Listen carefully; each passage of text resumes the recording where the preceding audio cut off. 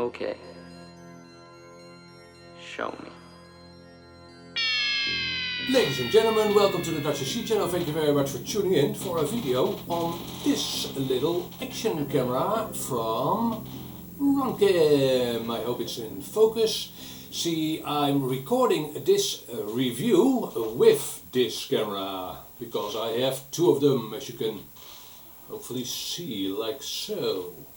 Yeah, I thought I'd do this review a bit different. Again, I'm recording the entire review with this camera.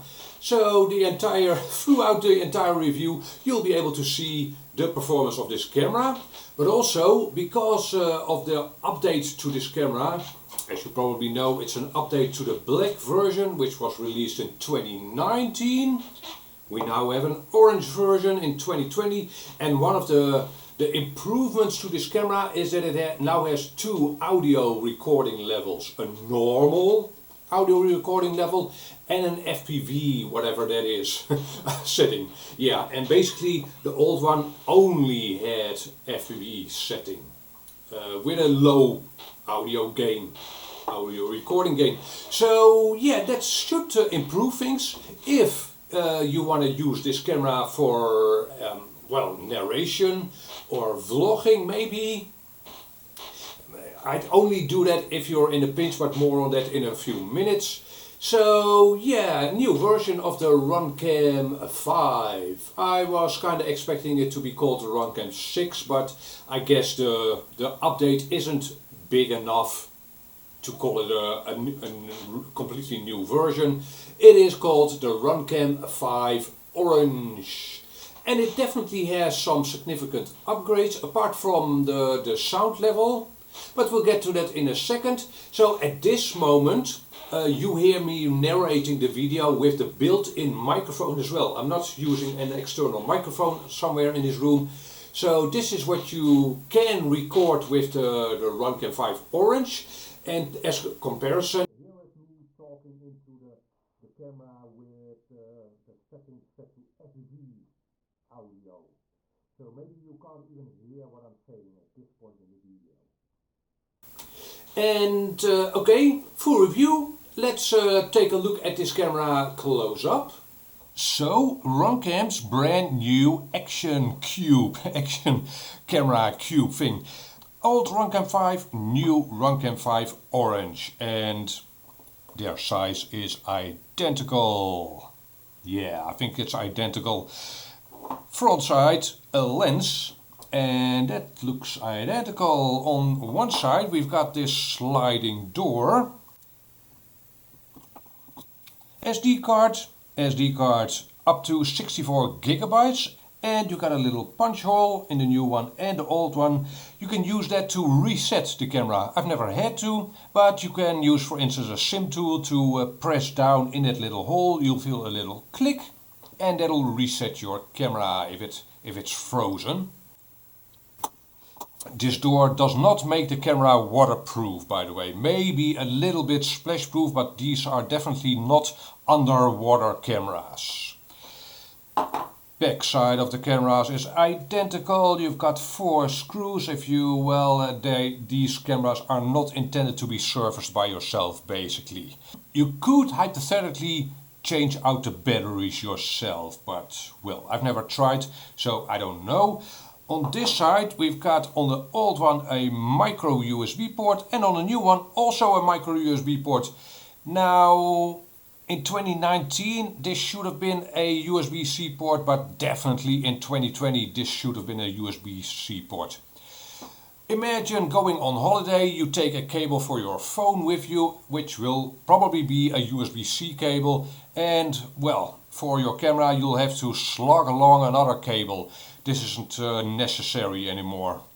For instance, the Foxeer Box 2 from 2019 already had a USB-C port over here. USB-C port, which is like it should be, of course. So yeah, it's not a deal breaker, but it's a downside, and I'll definitely tell Runcam again that this should be a USB-C port. And at the bottom we do not have a tripod mount, which is okay. These cameras are intended to be strapped down to quadcopters or multi-rotors or drones. So Runcam has reverted to its original color. This is a Runcam 3, its first box camera. This one was pushed off the market by GoPro, as you probably know. I'm not completely sure what the story was, but too similar probably, even though these new ones are closer in size to the GoPro Sessions. Speaking of, the old one and the new one fit in most GoPro Session mounts. Not all, the shape of the camera is a little different, but the size is the same.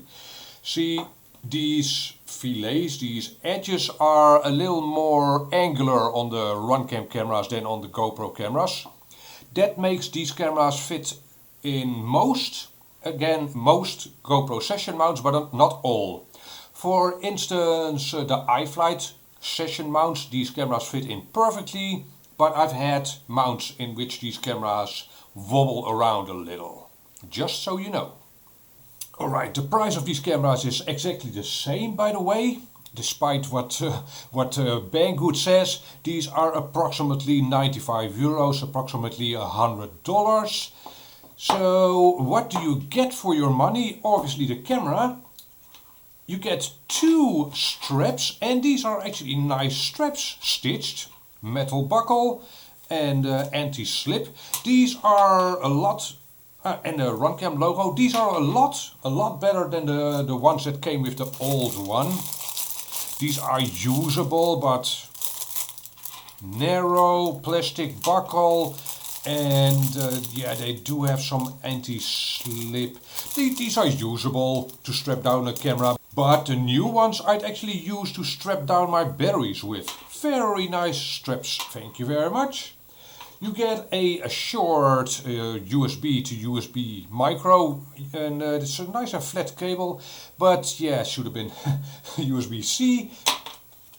And you get an information card for what? Oh, for the manual download and support. Okie dokie, that's it. That's all you get for your money. The most important thing is, of course, what is the performance of this camera? And so far you've been watching footage from this camera, but in studio, let's strap this camera to a quadcopter and I'll switch to some flight footage. And this will be in 4K, 30 frames a second, and in its wide format. And yeah, let's see, and you tell me what you think of it. After this flight footage, we'll test all the improvement claims Runcam makes for this new Runcam 5 Orange.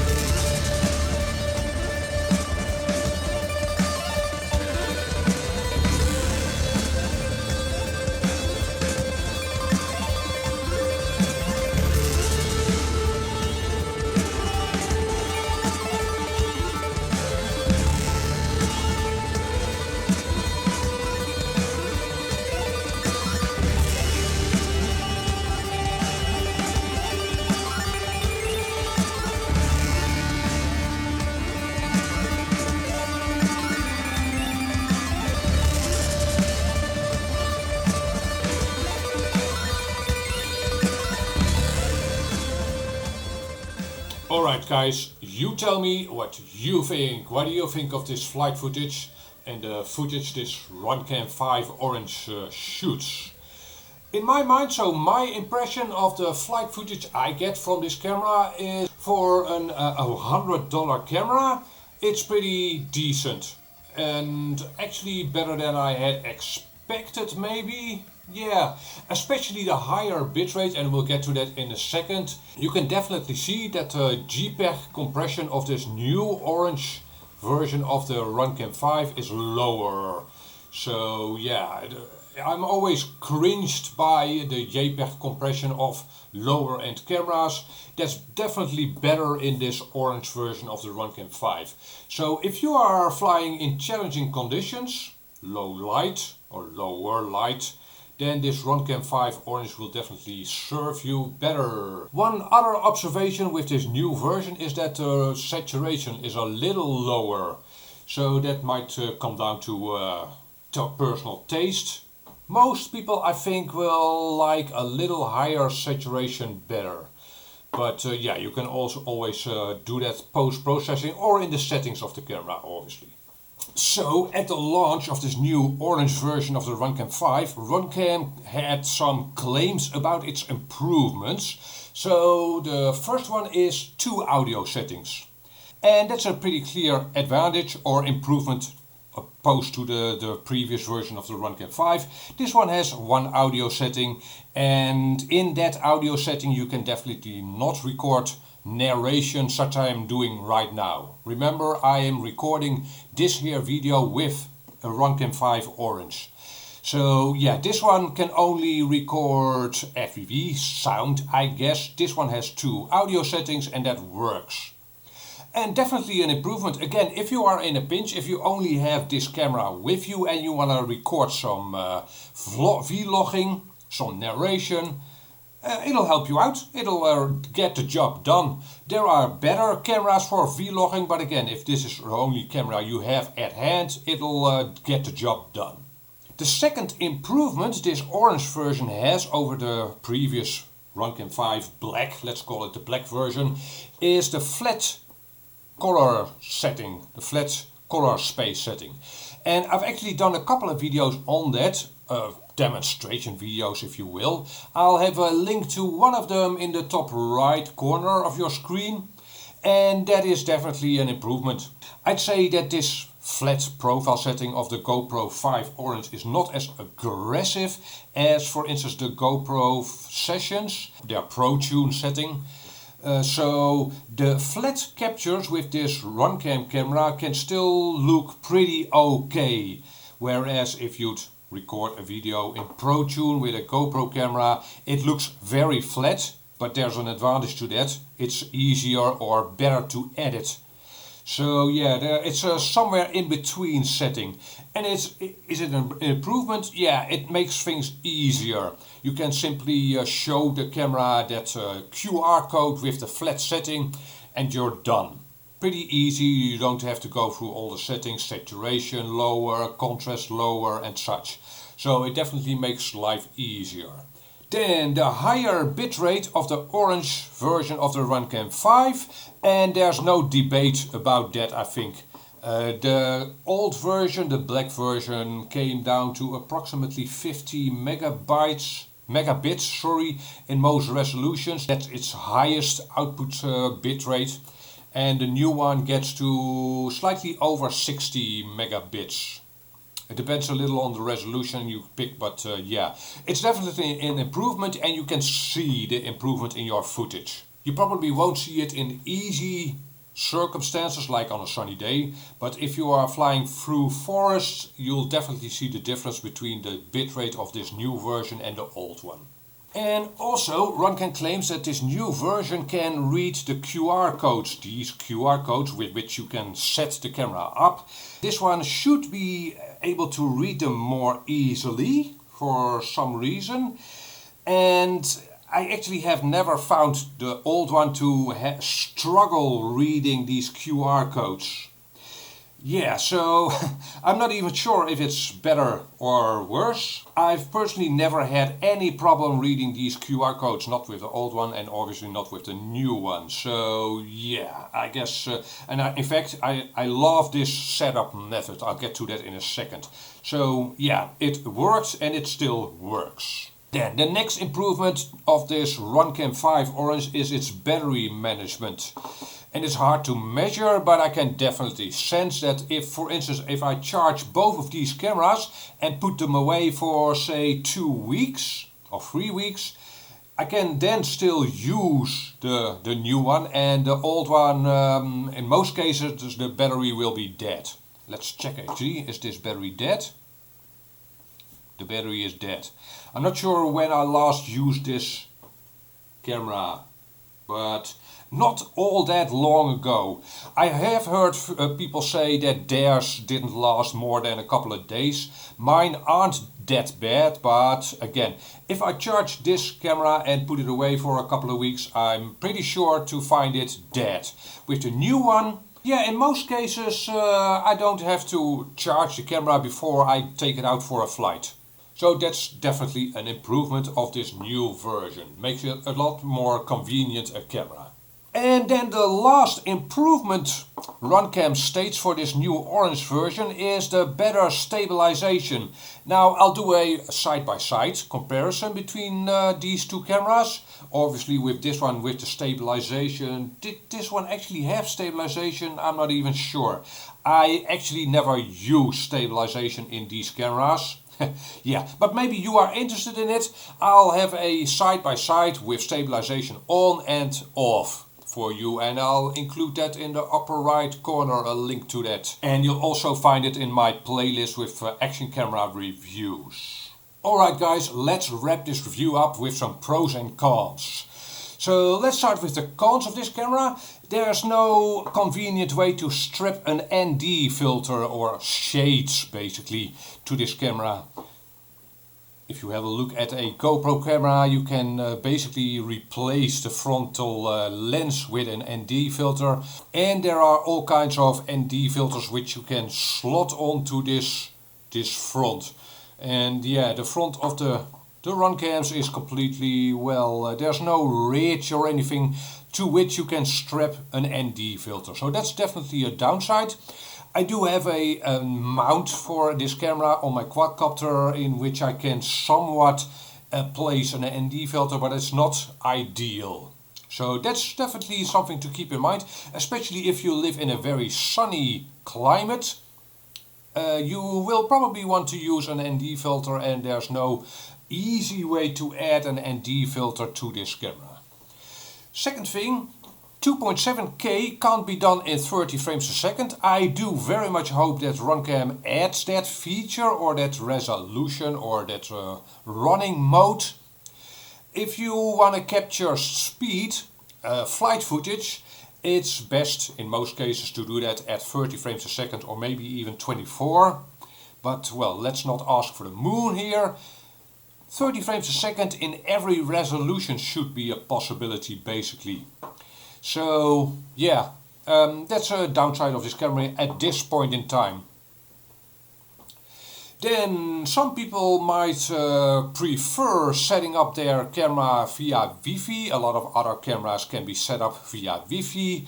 This camera cannot be set up by Wi-Fi. Again, you'll have to present the camera with a QR code. Like so, this QR code. And it's, again, to me, this is not a downside. You simply set your settings, the cameras you prefer for the camera over here, and then hit apply, and you are presented with a QR code. You show that QR code to the camera, presto. And but some people might prefer setting up their camera via Wi-Fi. And also, that is definitely a downside, you can't use your phone as a viewfinder. On most every action camera that does have Wi-Fi, you can use your phone as a viewfinder. And that can definitely be a benefit, right? If you want to, well, shoot some holiday pictures, so non-FPV videos with your action camera, yeah, Wi-Fi is then definitely a benefit. And the last downside of this Runcam 5 orange and also the old one is this USB port. Again, I really want to see only USB-C ports at this point in time. Maybe it's not that important to you, but again, if you are maybe traveling on holiday, you'll see that you'll forget this cable. Then the pros of this Runcam 5, and it basically goes for this orange version and the old black version. They are very reasonably priced, approximately $100, 90 euros. And I think that's actually a pretty important benefit of a camera. See, you'll be strapping these cameras to your quadcopter, and it makes the flight a lot more relaxing to know that if you crash your camera to pieces, you're only down $100 or 90 euros. Right? This here camera, they aren't even made anymore, the Gopro Session 5. And it cost me 2.5 times as much as this one. So again, it's, at least to me, a lot more relaxing to fly my quadcopter with these cameras than with this GoPro. Partly because these are getting to be irreplaceable, but also more expensive. Right? And if your flight is more relaxing, you'll fly better, learn more. So it's definitely an important benefit of these cameras that they are inexpensive, in my mind. Again, that QR code setup method always works, and it also makes probably the camera less expensive. It not having Wi-Fi components probably also reduces the battery drainage of these cameras that they don't have Wi-Fi components. To me, this setup method works. I love this setup method. Then these nice inexpensive Runcam cameras actually fit in most mounts of the GoPro Hero Session 5s. And there are a lot of mounts available for this camera, so these cameras being the same dimensions at least is a definite benefit for these cameras. Again, you can probably see that the shape is a little different. These fillets at the edges are slightly different.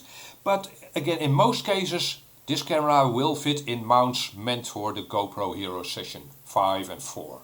And the last benefit of this new Runcam 5 Orange is its higher bitrate. Definitely an improvement, so I was happy to see that. Now, that is not to say that you'll never see JPEG compression artifacts with this camera. You'll also see them with GoPro cameras, however. So definitely an improvement and a pro of this new Runcam 5 Orange. And that is it, basically. Yeah, that's my review of this new Runcam 5 Orange. Again, definitely a market improvement over the old one. The price is still very low, approximately 90 euros, $100. And for that money you definitely get a camera that can shoot usable FPV experiences. Now, you definitely wouldn't be using a camera like this for a Hollywood motion picture, but again, for casual FPV experience footage, this camera is more than enough, in my mind. You tell me what you think, of course, and thank you very much for sticking around. Catch you on the next video. Bye bye.